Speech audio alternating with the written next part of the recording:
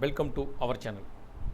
நம்ம சேனலில் ஆசிரியர் தகுதி தேர்வு, ஆசிரியர்களுக்கான சிறப்பு தகுதி தேர்வு பற்றிய தகவல்களையும் அறிவிப்புகளையும், ஆசிரியர்களுக்கு வழங்கப்படுகின்ற அரசு தரப்பில் வருகின்ற சலுகைகளையும், பதவி உயர்வு, பணியிடை மாற்றம், காலி பணியிடங்கள் நிரப்புவது பற்றிய அரசு தரப்பில் வருகின்ற உத்தரவுகள், அறிவிப்புகளை வெளியிட்டிருக்கோம்.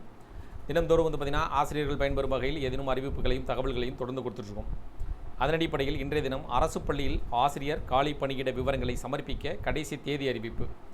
இதன் மூலமாக ஆசிரியர்கள் காலி பணியிடங்களை நிரப்புவதற்கான விவரங்கள் சேகரிக்கப்பட்டு வருவதாக இதற்கு முன்பு தகவல்கள் வெளியாயிருந்தது. அதேபோல் பள்ளி கல்வித்துறையின் சார்பில் அதை சார்ந்த உத்தரவுகளும் பிறப்பிக்கப்பட்டிருந்ததாகவும், அதேபோல் பல்வேறு அரசியல் கட்சி தலைவர்கள் இது சம்பந்தமாக கோரிக்கைகள் முன் வச்சிருந்தாங்க.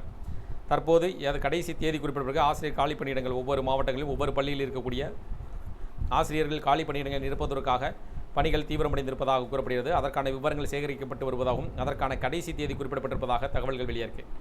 இதற்கான கடைசி தேதி என்ன என்பதை பார்க்கலாம். அரசு பள்ளியில் பணிபுரியக்கூடிய ஆசிரியர்கள் பணியிடை மாற்றம், பதவி உயர்வு பற்றிய விவரங்களும், அதன் மூலமாக ஆசிரியர்கள் தகுதி தேர்வு பற்றிய அறிவிப்புகளும், பணியிடை மாற்றம் பற்றிய அறிவிப்புகளையும் வெளியிடப்பட்டு வருவதும், அதற்கான பணிகளை செய்து முடிக்க வேண்டிய கடைசி தேதிகள் பற்றிய அறிவிப்புகளும் வெளியிடப்படும். அதனைத் தொடர்ந்து தற்போது தமிழக அரசு பள்ளிகளில் காலியாக உள்ள ஆசிரியர் பணியிட விவரங்களை வரும் 23ஆம் தேதிக்குள் சமர்ப்பிக்க வேண்டும் என மாவட்ட கல்வி அலுவலர்களுக்கு பள்ளி கல்வித்துறை உத்தரவிட்டுள்ளது.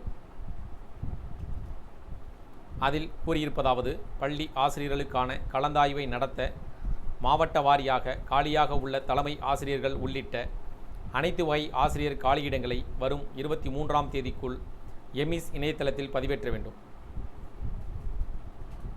முன்னறிவிப்பின்றி ஒரு மாதத்திற்கு முன் பள்ளிக்கு வராத ஆசிரியர்களின் பணியிடங்களை காலி பணியிடமாக கருத வேண்டும். தற்காலிக பணி நீக்கம், மகப்பேறு விடுப்பு, வேறு பள்ளி அல்லது அலுவலகத்தில் மாற்றுப் பணிக்கு சென்றவர்கள், மருத்துவ விடுப்பில் உள்ளவர்களின் காலி பணியிடங்களை காலியிடமாக கருதக்கூடாது. பட்டியலை பதிவேற்றிய பின் திருத்த இயலாது. பட்டியலில் ஏற்றப்படும் தவறுகளுக்கு முதன்மை மற்றும் மாவட்ட கல்வி அலுவலர்களை பொறுப்பேற்க வேண்டும். இவ்வாறு அதில் கூறப்பட்டிருக்கு. இதன் மூலமாக ஆசிரியர்கள் அரசு பள்ளியில் பார்த்திங்கன்னா ஆசிரியர்கள் காலி பணியிடங்கள் இருப்பதாகவும், அந்த காலி பணியிடங்களை நிரப்புவதற்காக விவரங்கள் சேகரிக்கப்பட்டு வருவதாக கூறப்படுகிறது. இதன் மூலமாக எந்தெந்த பள்ளிகளில், எந்தெந்த மாவட்டங்களில், எந்தெந்த பள்ளிகளில் எத்தனை ஆசிரியர்கள் காலி பணியிடங்கள் உள்ளது, அதற்கான விவரங்களை சேகரித்து எம்இஎஸ் இணையதளத்தில் பதிவேற்றம் செய்யப்பட வேண்டும் என்றும் உத்தரவு பிறப்பிக்கப்பட்டிருக்கு. அந்த உத்தரவின் அடிப்படையில் 23ஆம் தேதிக்குள் அரசு பள்ளிகளில் காலியாக உள்ள ஆசிரியர் பணியிட விவரங்களை சமர்ப்பிக்க வேண்டும் என மாவட்ட கல்வி அலுவலர்களுக்கு பள்ளி கல்வித்துறை உத்தரவிட்டுள்ளது. பள்ளி கல்வித்துறை உத்தரவின் அடிப்படையில் மாவட்ட கல்வி அலுவலர்கள் 23ஆம் தேதிக்குள் உங்களுடைய மாவட்டத்தில் இருக்கக்கூடிய பள்ளிகளின் விவரங்கள், பள்ளியில் இருக்கக்கூடிய காலி பணியிடங்கள், ஆசிரியர்கள் காலி பணியிடங்கள் விவரங்களை எம்இஎஸ் இணையதளத்தில் பதிவேற்றம் செய்யப்பட வேண்டும். அதேபோல் சில நிபந்தனைகள் குறிப்பிடப்பட்டிருக்கு. தற்காலிக பணி நீக்கம், மகப்பேறு விடுப்பு, வேறு பள்ளி அல்லது அலுவலகத்தில் மாற்றுப் பணிக்கு சென்றவர்கள், மருத்துவ விடுப்பில் உள்ளவர்களின் பணியிடங்களை காலியிடமாக கருதக்கூடாது என்றும் தெரிவிக்கப்பட்டிருக்கு.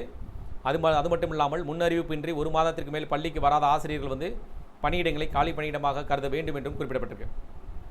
இந்த தகவல்கள், அறிவிப்புகள் உங்களுக்கு பயனுள்ள தகவலாக இருந்துச்சுன்னா வீடியோக்கு லைக் பண்ணுங்கள். மீண்டும் இதேபோல் ஒரு பயனுள்ள தகவலை சந்திப்போம். நன்றி.